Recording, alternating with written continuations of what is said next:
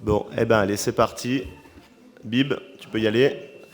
Bonjour à tous, merci pour votre présence. On va attaquer par l'appel.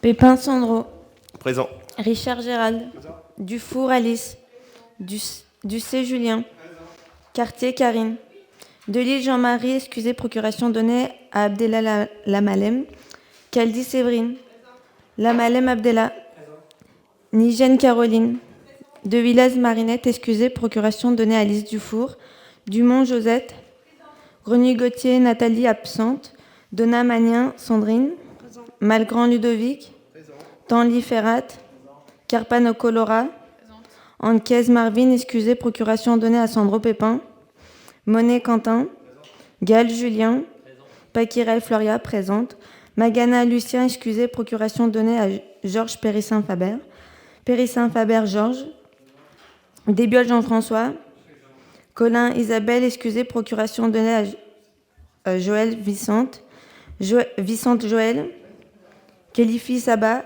absente,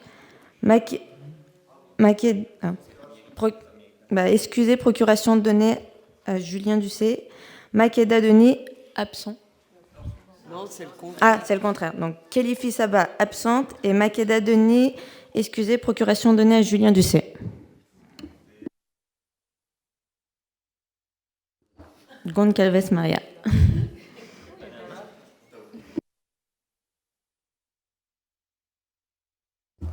Avant d'attaquer l'ordre du jour, je vous propose qu'on fasse une minute de silence pour notre chère collègue et amie Ghislaine Duprat.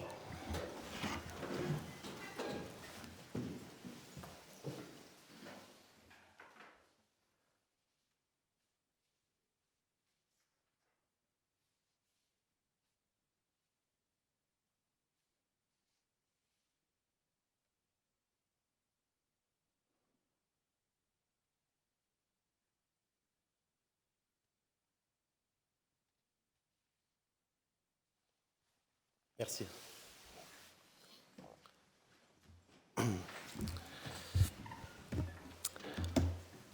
Allez, c'est parti. Donc ce soir, on a 11 délibérations. Et ben, on va attaquer par la première. Donc, il s'agit de désigner donc, des membres au conseil d'administration de la CIDEV. Donc, à savoir, donc, il y avait une place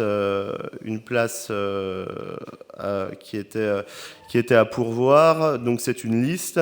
Auquel cas, voilà, je me suis porté candidat pour remplacer la place manquante, et la liste reste inchangée.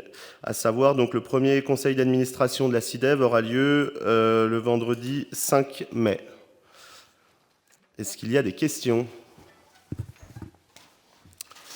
Eh bien, on va passer au vote. Qui est contre ? Qui s'abstient ? Parfait. Délibération numéro 2, désaffectation et déclassement d'une parcelle avenue du Faucigny. Julien, Dans le cadre du projet de développement de notre centre-ville, qui avait été mis dans notre programme lors des élections. Ah, c'est pas celle du centre. Ah, pardon, excusez-moi, je me suis trompé.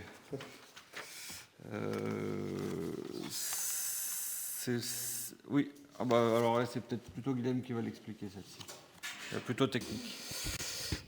Alors, on est toujours sur le terrain de foot du stade des Prels. On a déjà désaffecté l'intégralité du ténement qui a fait l'objet d'un permis de construire purgé de tout retour pour une concession Toyota et un village artisan.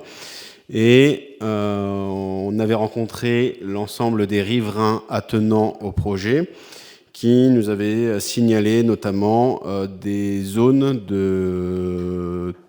tampons de voitures qui restaient la nuit et qui nous demandaient si on pouvait optimiser l'emprise foncière du projet que je vous ai cité ici avant, en supprimant sur le plan joint la petite zone qui est marquée DP3 en bas à gauche et qui nécessite du coup de supprimer un peu, de réduire le terre-plein central qui permet de rentrer sur le clos de l'île. Donc ça, c'était une demande express des riverains. Donc nous, on n'y voit aucun inconvénient. Donc l'objet de cette délibération est le déclassement de cette parcelle numérotée provisoirement DP3 d'une superficie de 133 m² qui sera cédée ensuite en tout cas à la société qui va être montée pour se porter acquéreur de l'ensemble du foncier. Est-ce qu'il y a des questions? Eh bien, on va passer au vote. Donc, qui est contre? Qui s'abstient? Merci. Délibération numéro 3, désaffectation et déclassement d'une parcelle rue de Mussel. Donc, rien de bien important. Il s'agit d'une parcelle de 95 m² qui, à l'origine, avait été fléchée pour tout simplement pour un emplacement poubelle, hein, tout simplement, et avec le projet de la DOCECAM de mettre le déploiement des points d'apport volontaires. Cette parcelle, nous n'en avons pas d'intérêt de la garder. Et aujourd'hui, il s'agit de la déclasser pour, sans doute, c'est même sûr, la vendre, voilà, sans doute aux voisins. Est-ce qu'il y a des questions? Oui, les containers, ils vont être mis où, alors, maintenant, si vous enlevez le terrain? Alors, je crois, si Guilhem me contredit pas, je crois qu'il n'y a encore pas c'est encore pas fléché, hein, les points d'apport volontaires sur la commune. Donc, pour le moment, on ne sait pas. Sur le quartier, il y a déjà quelque chose de fléché, tu sais, Guilhem? Alors, initialement, ce terrain-là de 95 m² était un emplacement de poubelle pour le petit lotissement qui est desservi par l'impasse. Donc, même par lotissement qui était une succession de DP. Et donc, la DOCECAM collecte encore au porte-à-porte sur la rue de Mussel, mais à terme, avec le projet de liaison de la rue de Mussel avec la rue des Vergers, les points d'apport volontaires seront situés au rond-point de la Sobeca pour une partie de la rue de Mussel qui sort sur le rond-point de Sobeca, et il y aura des points d'apport volontaires côté cimetière et dans le virage entre la rue de Mussel, là où elle s'arrête actuellement, et la remontée vers la rue des Vergers. Donc cet espace-là, qui n'est pas du tout adapté pour du PAV, on est en virage, on est sur une superficie qui est peu exploitable parce qu'en plus on est en forme triangulaire, n'acceptera jamais de PAV à terme. Ici. Est-ce qu'il y a d'autres questions? Eh bien, on va passer au vote. Qui est contre? Qui s'abstient? Merci. Délibération numéro 4. Compromis de vente pour la friche Paris-Savoie entre la commune de Sionzier et la société Diagonale. Écoute, Julien, je te laisse nous expliquer ce dossier. Donc, c'est un dossier qui est une continuation d'une première partie où on voit un permis qui a été délivré, qui est dans l'objectif de notre liste depuis le départ, de recréer, de prolonger un centre-ville, et qui a été validé par les études qui ont été faites et pour le PLU et par la DOCECAM dans le cadre et par le SCOT, pardon, dans le cadre d'une étude commerciale, sachant que la zone commerciale se concentre vraiment dans ce périmètre-là, et le centre-ville n'ira guère plus loin pour eux. L'idée de ce projet, c'est 2 bâtiments, donc un qui a un permis délivré sur la maison de Balme, avec la demi-grange devant Sally qui saute, et l'usine Paris-Savoie, qui est une friche industrielle dont on a fait l'acquisition aux enchères, je ne sais plus, il y a 1 an à peu près, qui était dans ce principe d'avoir une cohérence de bâtiments, des bas d'immeubles. Donc là, aujourd'hui, il sera composé celui qui est sorti en permis d'une crèche, d'un local commercial en cours de négociation pour avoir un traiteur boucher et épicerie fine. Et dans ce nouveau bâtiment, un local qui accueillera des médecins, qui sera certainement propriété de la commune. Donc la négociation s'est basée sur le prix des domaines qui est de 884 000 €. Donc nous, on a arrondi à 900 000 €. À savoir que le promoteur prend à sa charge 200 000 € de dépollution, et qu'ici, il s'avère qu'il y en avait plus. On retourne autour de la table et on rediscute de ce qui s'y passe. Ce qu'on a imposé aussi, c'est que le bâtiment ancien, qui est la maison d'origine devant, soit conservé. Donc, on n'a pas de permis de poser aujourd'hui, on a des principes de base, mais cette maison va être préservée, elle va être détachée du reste du bâtiment et remise en valeur dans un état qui était celui de son origine. Et il y a eu une discussion avec le voisinage, M. Laval et Mme Chaudet, pour se mettre d'accord sur qu'est-ce qu'ils voulaient, qu'est-ce qu'ils ne voulaient pas.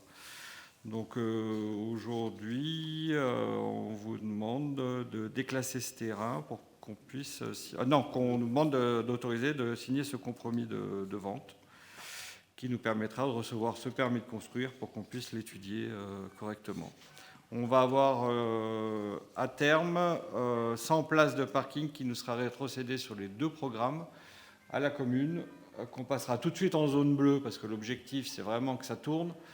Et il y a un travail qui est en train de s'effectuer entre le département, parce que l'avenue de la Libération est pour l'instant encore une départementale, et la commune pour arriver à créer un lien piéton suffisamment large et logique dans les mêmes matériaux pour relier cette partie du centre-ville à l'autre partie du centre-ville. Voilà. Pour petite précision, donc, il s'agit donc d'un emplacement donc, qui représente 2513 mètres carrés. Et il faut savoir que la commune donc, l'a acheté récemment 450 000 euros. Et aujourd'hui, donc, les domaines nous l'évaluent 884 000 euros et nous le vendons 900 000 euros. Donc il y a quand même une très grosse plus-value pour la revente, enfin sur l'opération en général. Est-ce qu'il y a des questions? Oui. Avec 200 000 euros pour la dépollution, on ne va pas aller bien loin. Donc je pense que ça va pas rester grand-chose sur la vente. Alors, sur la dépollution, c'est... Est-ce qu'il y a des parkings souterrains? Non, il n'y a pas de parking souterrain sur ce bâtiment. Donc il y a combien d'appartements? Là, on en a 40. Le compromis, alors il faut savoir que le compromis est conditionné à un minimum de 42 logements. Voilà. Ouais, ça fait 80 voitures. Quand elles seront garées, s'il n'y a pas de parking. Un parking en rez-de-chaussée. C'est des parkings en rez-de-chaussée. En rechaussée, mais oui, mais bon. Et pas en... Admettons que vous en mettiez 40 à l'extérieur. Je ne sais pas ce qu'on va végétaliser à l'extérieur. Parce que derrière, ils rachètent l'usine Gois et ils refont aussi une partie qui va avec. Voilà. Voilà. Okay. Ben, oui. Alors là, aujourd'hui, attention, il s'agit uniquement du compromis de vente. Hein. Il ne s'agit pas du permis de construire. C'est juste l'autorisation pour s'engager avec le promoteur. Alors effectivement, à terme, il y aura forcément un permis. On a plus de places de parking que ce qu'il en faut sur le premier permis. Et sur celui-là, on sera vigilant. Hein. De toute façon, les règles sont très claires. Nous, on veut nos 100 places de parking qui soient rétrocédées à la commune avec des espaces communs, de la végétation. Alors donc, c'est à eux de se débrouiller.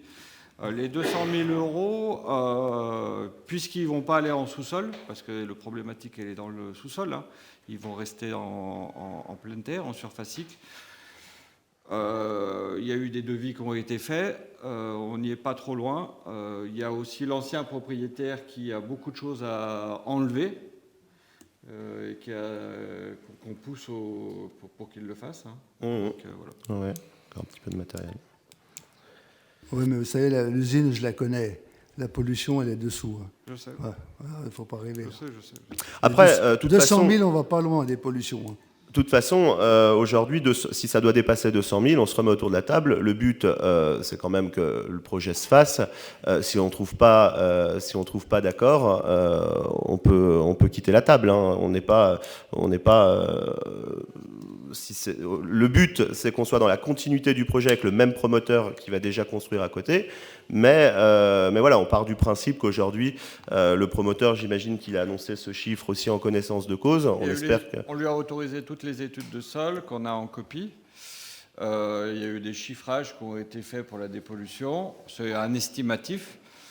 Il y a des nouvelles techniques, comme nous aussi, on va utiliser sur les friches autour du château. Enfin, ils ont pas mal de choses qui vont être faites. Voilà, on n'est pas à l'abri de surprise, ça c'est clair. Mais on rediscutera après, à ce moment-là, si c'est le cas. Dans cette opération, on doit gagner le plus possible d'argent, parce que ça revient à la commune, et ça serait une bonne opération, parce que non seulement on prolonge un centre-ville, on crée des places de parking libres, et on fait une marge dessus. Si la marge doit s'estomper un petit peu d'une centaine de milliers d'euros, ben on réfléchira, on n'ira pas en dessous. Voilà.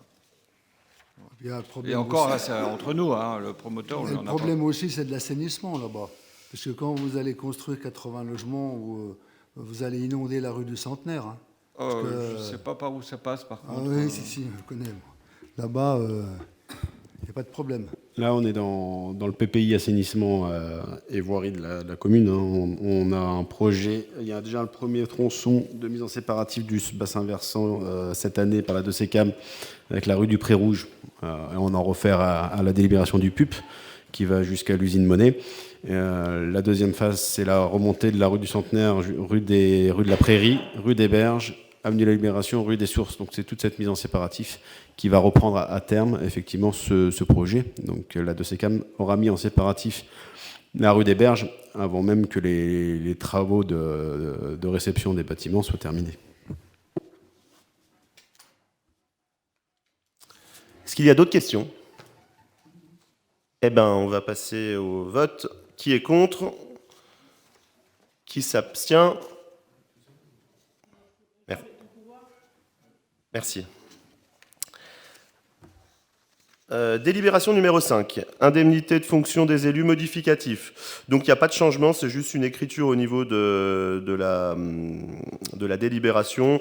Pascal, si tu veux nous en toucher un petit mot sur cette modif. Oui, en fait, nous étions trompés dans la répartition et non pas tout en respectant l'enveloppe globale, mais plutôt, dans le respect de l'enveloppe globale, en fait, nous n'avions pas fait, je n'avais pas fait la bonne imputation sur la réduction de l'indemnité de Monsieur le maire.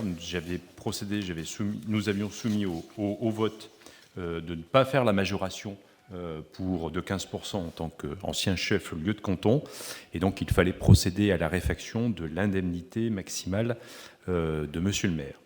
Donc c'est pour ça que ce chiffre a changé et qui permet, en respectant l'enveloppe légale, de pouvoir dégager une indemnité pour le conseiller municipal délégué aux travaux, qui est Quentin Monet. Merci Pascal. Est-ce qu'il y a des questions? Eh bien, allez, on passe au vote. Qui est contre? Qui s'abstient? Parfait. Délibération numéro 6, convention d'adhésion au service de médecine de prévention du Centre de gestion de la fonction publique territoriale de la Haute-Savoie. Donc nous avions pris une délibération en date du 16 décembre 2020 pour adhérer au service de médecine préventive, et en fait ce soir il s'agit uniquement de le renouveler, tout simplement. Est-ce qu'il y a des questions? Non? Eh bien allez, on passe au vote. Qui est contre? Qui s'abstient? Parfait. Délibération numéro 7, désignation d'un membre, commission locale d'évaluation des charges transférées, renouvellement des membres. Donc en fait, il s'agit de remplacer le poste manquant à la CLECT. Donc pour faire simple, qu'est-ce que la CLECT? C'est une commission au niveau intercommunal qui nous permet de récupérer de l'argent de la 2CCAM en fonction des compétences qu'on donne. Donc c'est quelque chose de stratégique. Et donc je me propose comme candidat avec Julien Ducet, qui en faisait déjà partie. Est-ce qu'il y a des questions? Eh bien, on passe au vote. Qui est contre? Qui s'abstient? Parfait.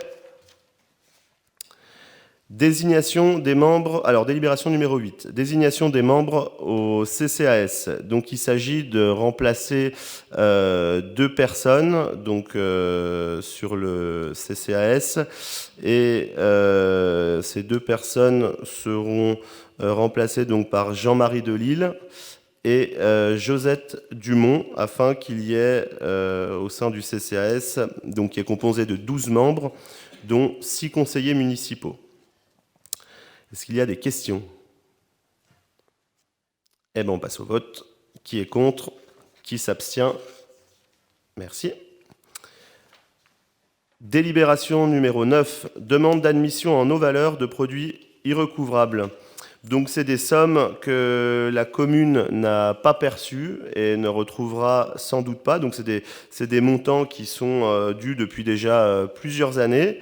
Il faut savoir donc qu'on a sur le budget général un montant de 11 862,94 €. Et sur le budget de l'eau, on est sur un montant de 6 160,95 €. Donc, c'est quelque chose. Si toutefois les mauvais payeurs se manifestent pour nous payer, on pourra quand même récupérer cet argent. Bon, aujourd'hui, il y a peu de risques en vue des délais qui sont largement dépassés malgré les relances qu'il y a eu. Mais voilà, c'est juste pour clarifier comptablement la chose. Hein. Est-ce qu'il y a des questions par rapport à ça? Qui est-ce qui ne nous paye pas, là? On a du privé, des entreprises, on a différentes personnes. Alors, on s'aperçoit voilà, que ce n'est pas forcément des gros montants à chaque fois, mais cumulés, voilà, ça représente quand même des sommes assez importantes depuis des années. Mais on peut pas faire... Mais c'est sur quel sujet qu'on ne nous paye pas?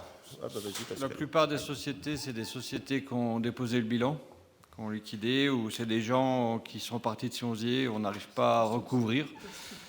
Et on a des sommes qui sont de 60-80 €. Si on envoie à l'huissier, ça coûte plus cher. Ouais. En gros, toutes les prestations que la commune peut apporter, par exemple les cantines au niveau du périscolaire, hein, c'est principalement ça, voilà, toutes différentes prestations qu'on propose. Et voilà, que les gens n'honorent pas leur dû. L'école de musique, ouais, entre autres. Donc ça représente quand même une petite somme. Voilà ce que je peux dire sur cette délibération. Est-ce qu'il y a d'autres questions? Eh bien, on va passer au vote. Ces sommes ont été provisionnées déjà dans nos comptes. Hein. Sur le budget? Oui, sur le budget. Qui est contre? Qui s'abstient? Merci. Délibération numéro 10. Donc, il s'agit de la mise en place et une modification de tarifs municipaux. Donc, alors, dans un premier temps, on a une forte demande, notamment au service urbanisme, de la part de notaires, promoteurs, de demande de permis ou tout autre document qui représente des liasses de papier quand même. Et aujourd'hui, l'objectif, c'est de les faire payer au coût réel. Donc la commune ne prend pas d'argent, mais en tout cas n'en perd pas suite à l'édition de ces documents-là. Et on propose donc au conseil municipal un tarif de facturation. Alors il y a une petite coquille sur le document. À 50 centimes par unité de copie, c'est pour le format A4. Et pour le format A3, on est à 1 €. Voilà, pour toute personne qui viendra à demander des documents. J'ai un exemple, on a eu il y a 2 jours, quelqu'un qui a demandé le permis de construire de Carrefour. Un permis de construire Carrefour, dans ces prix-là, ça représente 80 €. Voilà. Et on nous demande toutes les semaines, les notaires, des particuliers, des agences immobilières, des copies de permis de construire, qui sont quand même assez denses. Et ça fait quand même du temps et des sommes importantes à la fin. Voilà. J'ai une proposition. Je voudrais proposer un amendement à cette délibération, puisque la médiathèque propose aussi de faire des photocopies pour des usagers qui en ont besoin.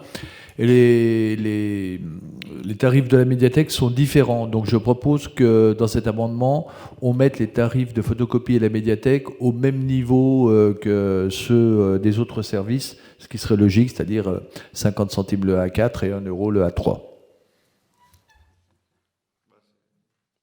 Oui, pourquoi? Effectivement. Après, on est au coût réel, mais c'est quelque chose qu'on peut... Voilà, parce que ce serait logique que tous les services aient le même tarif. Ouais, alors après, il faut espérer que ça soit la médiathèque, le coût de copie soit le même que, par exemple, au service urbanisme. Oui, mais de toute façon, c'est le même. C'est le même. C'est le même. Comment dire, contrat d'entretien des photocopieurs. Ouais. Donc c'est la même chose. Juste en urbanisme, les coûts réels, par exemple, quand on fait faire une impression du projet Carrefour, on le fait faire à une imprimerie. Et donc, c'est sur la facture de l'imprimerie qu'on réimpute aux demandeurs. Par contre, sur les autres impressions en interne en mairie, il n'y a pas de souci. Bah, effectivement, on peut modifier, réajuster, c'est pas un souci. Hein. C'est pas un souci. Est-ce qu'il y a d'autres questions sur cette délibération? Ouais. Qui est... Alors, du coup... Ouais, j'ai une question. J'ai une question. Il y a aussi la concession funéraire. Ah oui, autant pour moi. Donc effectivement, donc là c'est une modification ce coup-ci de la concession funéraire, donc pour 300 € sur une durée de 15 ans en remplacement de 20 ans. La 20 ans n'est plus autorisée. Donc c'est ou 15 ans ou 30 ans. Donc 30 ans c'est 600 €, donc 15 ans on le passe à 300 €. Ouais. Est-ce qu'il y a des questions sur ce deuxième point de la délib 10? Donc on passe au vote. Qui est contre? Qui s'abstient? Merci. Délibération numéro 11, plan de protection de l'atmosphère, plan d'action chauffage bois. Il faut savoir donc sur ce plan d'action, il a été voté au dernier conseil communautaire et nous sommes obligés de repasser en délibération chez nous ce plan d'action. Peut-être, Pascal, si tu veux nous en toucher un petit mot.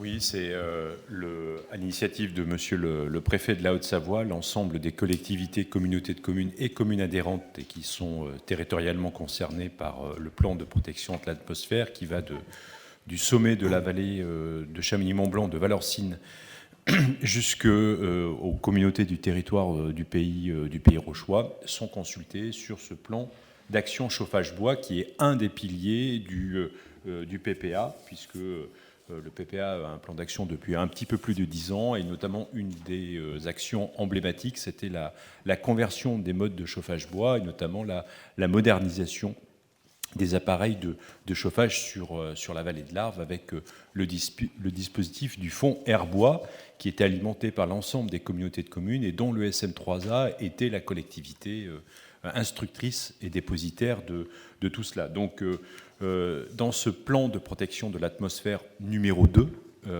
puisqu'il a été renouvelé, un plan d'action sur le chauffage bois a été mené avec un objectif de réduction de 50% des PM2,5 qui sont à l'origine notamment de la pollution sur la vallée de l'Arve, 72% de mémoire de l'origine de la pollution et de la pollution domestique, et donc une très grande partie de l'alimentation au chauffage. Des mesures législatives et réglementaires ont été prises depuis plus de 10 ans, notamment avec l'interdiction progressive des appareils de chauffage dits ouverts. Et donc là, le plan de chauffage bois comporte toujours des incitations, des plans d'action pour continuer à moderniser et à remplacer et à convertir les appareils de chauffage. Je crois que dans le document, un objectif de 3500 appareils sont visés. Et donc, les conseils municipaux sont appelés à donner leur avis sur ce plan d'action. Comme dans toute enquête ou dans tout plan de concertation, les collectivités doivent émettre un avis et le transmettre aux représentants de l'État, à savoir Monsieur le préfet. Où est-ce qu'on a du chauffage bois dans la commune? Dans les particuliers, ouais, les particuliers, ceux qui ont des cheminées, des poêles. Ouais, D'accord, mais la commune en elle-même, dans nos bâtiments, nous n'a pas de chauffage bois. Non, pas du tout.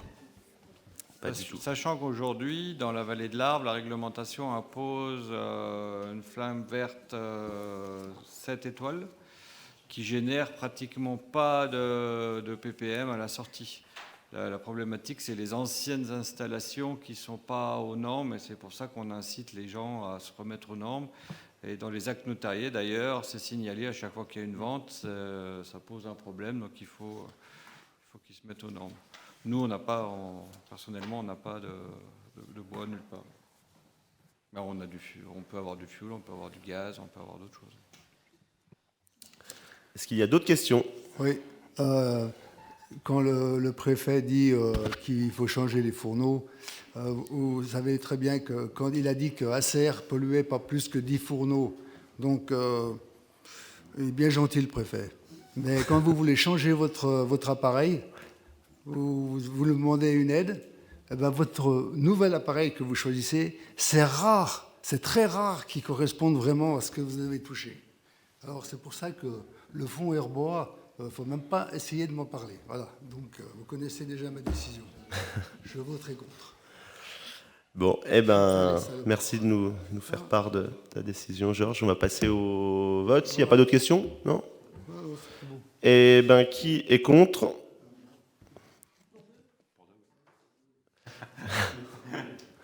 Qui s'abstient? Merci. L'ordre du jour étant épuisé, on va quand même, juste pour précision, il n'y a pas eu de préemption de fait sur les DIA. Je vous demande également d'approuver le procès-verbal de la séance du conseil municipal du 29 mars. Maria qui a une petite précision. Ah, alors Maria, dis-nous. Oui, parce que quand ça a été pour l'augmentation du prix de l'eau au mètre cube, oui. Moi, je n'ai pas voté contre, et dans le... Ah. Je crois que c'était le dossier 414. Non, je ne suis pas riche, mais j'estime qu'il faut mieux 10 centimes maintenant que 2 euros dans 3 ans. Ah, mais... Tu fais bien de le faire. Non, mais bon,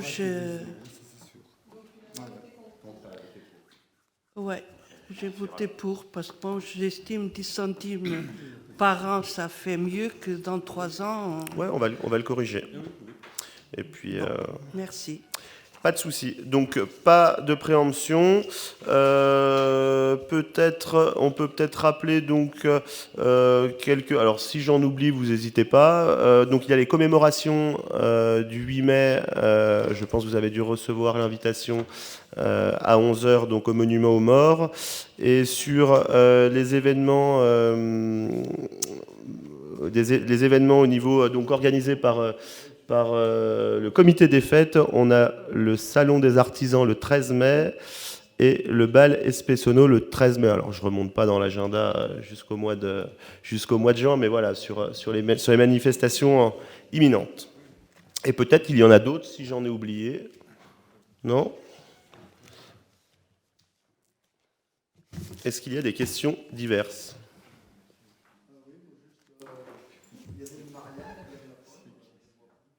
Oui, alors la Marianne, effectivement, elle est partie en vacances. Elle est partie en vacances dans la mairie pour un mariage ce week-end. Mais effectivement, tu fais bien de nous faire repenser à ça. On en achètera une deuxième, Georges, qu'on mettra en dessus. Ouais, c'est vrai, Julien.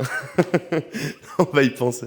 Non, tu fais bien de nous y faire rappeler. T'imagines bien que c'était pas la priorité pour moi ces dernières semaines, mais en tout cas, on va y penser, il n'y a pas de souci. Et ben, je vous propose qu'on lève la séance et puis qu'on se retrouve là où tout le monde sait. Merci.